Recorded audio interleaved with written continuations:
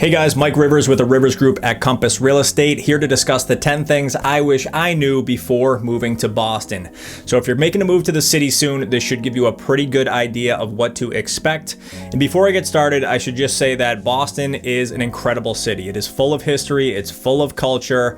There are a million things to do here. It's insanely beautiful, but there are some things that you should be aware of before coming to town. So without further ado, here are 10 things that you should know before moving to Boston. Number 1, the cost of living. Boston is consistently one of the most expensive cities in the United States. So whether you're talking about rent, home prices, groceries, parking, everything is expensive here. A decent one-bedroom apartment in a good area can easily set you back $3,000 a month. I've even helped some people from New York City, from San Francisco, make the move to Boston.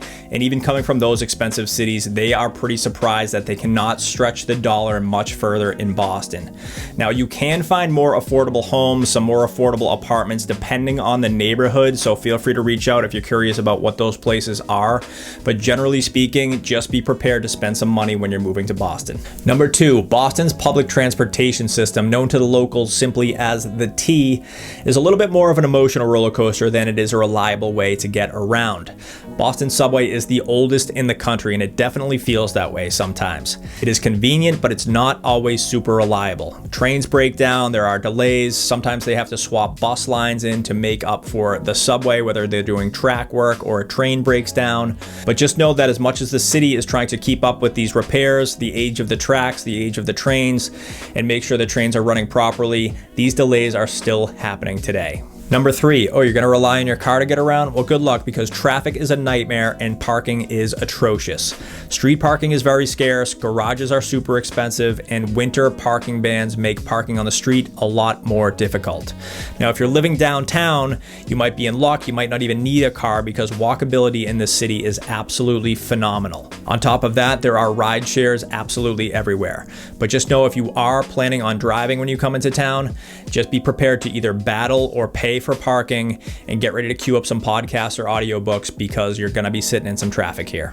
Number 4, the weather in Boston is extreme. Boston gets hot, humid summers and freezing, snowy winters, and it can definitely be unpredictable. I have seen 70-degree days in January. I have seen entire winters where we've gotten no snow at all, and I've seen 5 feet of snow dropped in a single month one winter. So just know you're gonna have to bundle up in the winter time, especially on the water and in some of these hilltop neighborhoods where the wind can be absolutely unforgiving. And then right when it feels like spring, Boston's gonna throw another foot of snow on the ground, and then 3 weeks later, you're gonna be complaining about the humidity.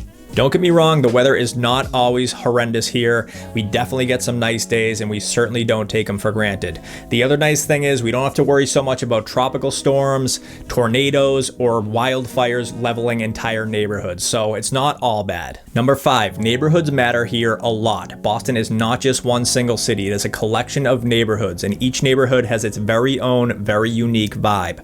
Back Bay is historic and upscale, Southie is young and trendy, the Seaport is modern, expensive, and if you're looking for a little bit more of a luxury living experience with every possible amenity, I would definitely start there. Fenway, Kenmore, and Allston Brighton are very student heavy. Where you live is going to shape your experience when you move here. So if you have any questions about what neighborhood is going to be best for your lifestyle, please feel free to reach out to me. I am happy to have a conversation.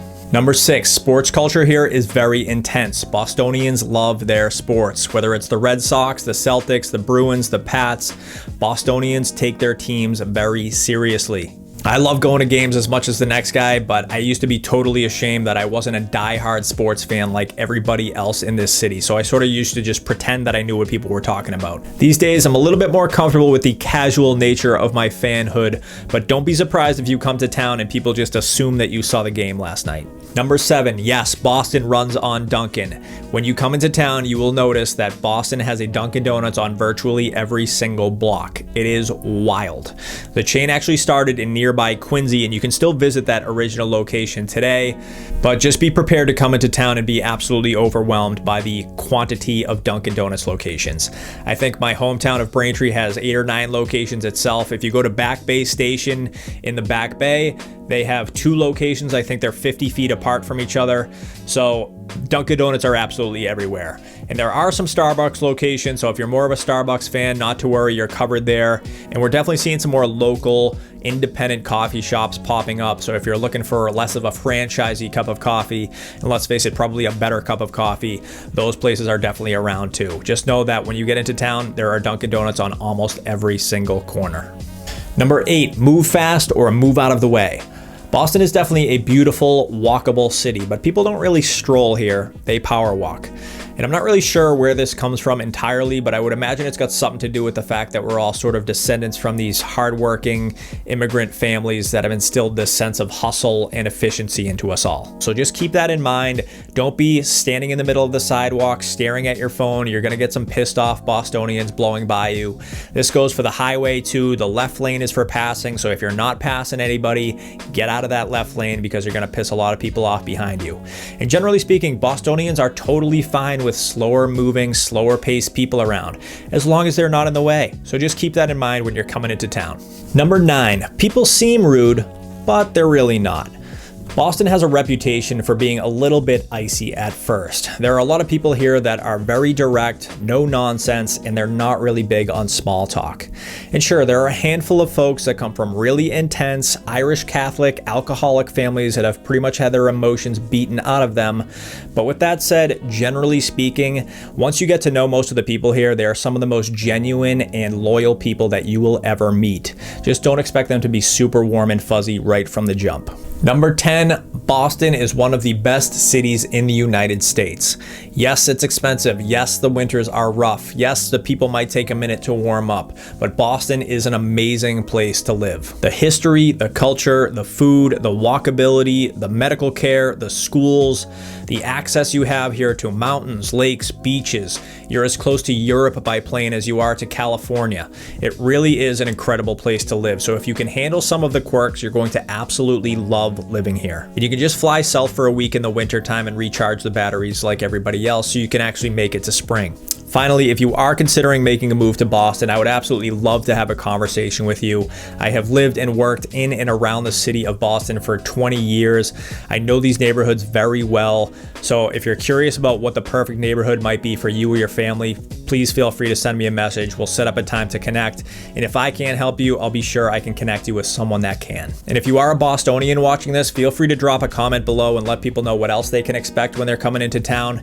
I like to turn this into more of an interactive experience. So feel free to drop those comments below there. And please like, subscribe, and hit that bell for more Boston real estate updates. And thank you guys so much for watching. Take care.